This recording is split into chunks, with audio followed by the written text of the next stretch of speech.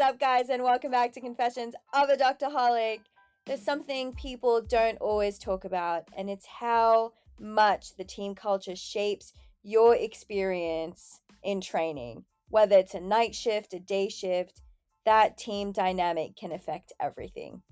Residencies hide everywhere. Long hours, high responsibility, constant learning. But the people you work with can completely change how those challenges feel. Recently, I had a stretch of night shifts that reminded me just how powerful a good team can be. So it's coming into this block of nights already feeling pretty drained. If you've been in residency long enough, you know that feeling. You start questioning everything. You start thinking, am I good enough? Do I actually know enough to be doing this? Am I enjoying this?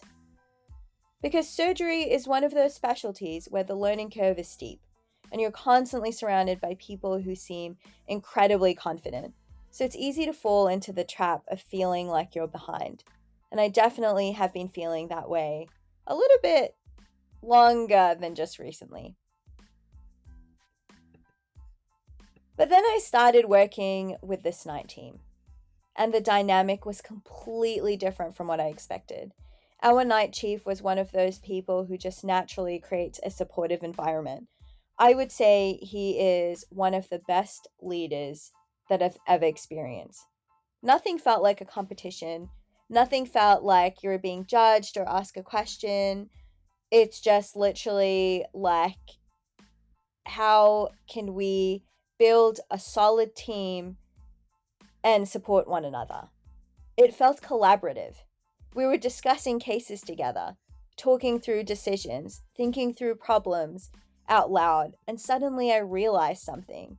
I wasn't just keeping up. I was actually contributing. I was recognizing patterns. I was making suggestions. I was thinking through the physiology of what was happening with these patients. And for the first time in a while, I walked away from these shifts thinking, okay, I can do it.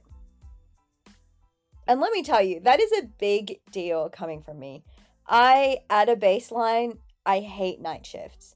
It messes my sleep, it messes my eating patterns, it messes my gym schedule, and I feel down.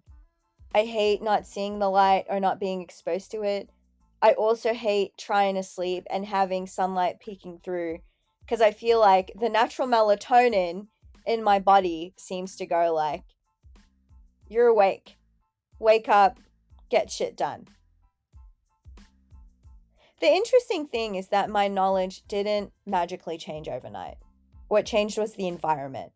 When you're in a supportive environment, you feel safer asking questions. You feel more comfortable thinking out loud. And that space allows you to learn and allows you to fill in any missing gaps. And to be honest, it's a much safer environment. When you're in an environment where people are constantly criticizing or competing, people are just quiet. They don't admit when they don't know things. They stop asking those questions. And learning slows down. And it's much dangerous from a patient care perspective.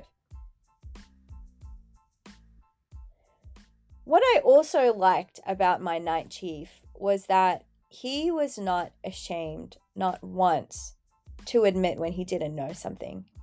I think from a senior perspective, that's really valuable. I think it's great when you're on a team and you're like, okay, my senior's got my back. But the reality of the situation is we're all at different stages of our learning, and there's always something new for some of us to learn.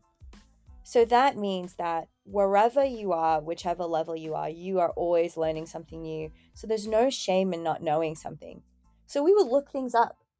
Sometimes before calling the attending, I'd look it up. I would go and see the patient, and then I would run it by him. And I would always be like, hey, what do you think? This is what I'm thinking. This is my plan. What do you think? And he'd be like, I agree, I disagree. And then he was pretty comfortable with me and confident in my abilities. So he would let me staff it with the attending. We also had other team members, and he ensured that all the tasks were distributed fairly. He was like, okay, you're seeing the general surgery consults. So if I were slammed, he'd be like, don't worry about the traumas coming in overnight.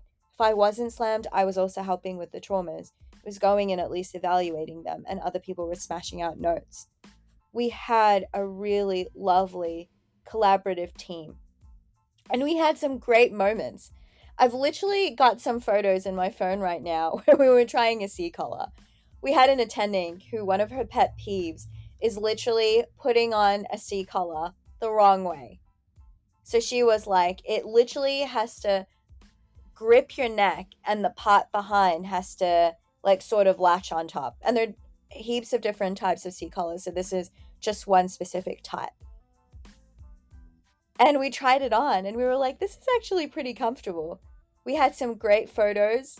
We used to order food together if we were hungry overnight. We had many late night pizza nights, which was great. We would share stories. We would show each other memes after the shift. Whenever we'd have a theme of the evening, we would share the image with one another. It was honestly a phenomenal team from every single perspective. It was a phenomenal working environment in terms of growth, in terms of feeling confident, and it was super fun. So even though I'm like a chronic night hater sort of resident, it was actually phenomenal. This entire experience reminds me of how important leadership is in medicine. Good senior residents don't just know medicine. They create environments where the people around them can grow. They make it okay to not know everything, because none of us know everything. Medicine is too big for that. There isn't an always. There are rules, but there are always exceptions to rules. I guess I did say, I'm contradicting myself. There's no always, but there are exceptions to rules. And I think sometimes we underestimate how powerful that kind of culture can be. If you're a medical student listening to this and you're about to start residency, one thing I'll say is this: your program matters, but your team culture matters just as much. The people around you will shape how you grow as a doctor. And when you find mentors or seniors who support you, those are people worth learning from. Sometimes when you feel like you're behind, you're actually learning more than you realize. You just need the right environment to see it. So, confession of the day. Sometimes it takes the right team to remind you that you're more capable than you think. And if you don't have that, you sure as hell should make that happen.